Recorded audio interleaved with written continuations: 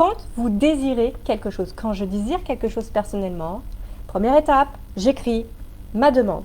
Je canalise, je me connecte à mon âme, à la source, à l'univers et je demande, première étape, est-ce possible?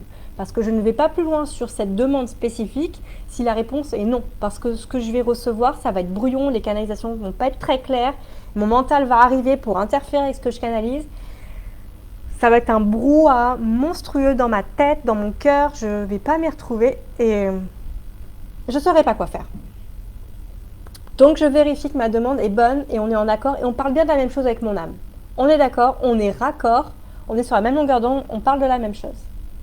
À partir de là, c'est bon.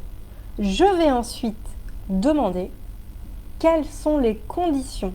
Je ne demande même pas la formulation, qu'est-ce que je dois faire, c'est un peu brutal. Parce que des fois, il y a des choses, il n'y a pas grand-chose à faire.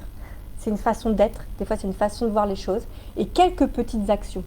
Mais elles ne sont pas très importantes, en fait. C'est plus un état d'esprit. Parfois, ce n'est pas le cas, mais des fois, c'est ça. Donc, je ne démarre pas tout de suite par qu'est-ce que je dois faire. Qu'est-ce que je dois faire? C'est quelles sont les conditions pour que j'obtienne cela. Ça, vous pouvez noter, c'est la deuxième question que je pose moi-même, personnellement. Quelles sont les conditions? Et une fois que j'ai noté, je reviens, je me rebranche et je canalise. Quelles sont les conditions? Je comprends que je dois être un peu différente.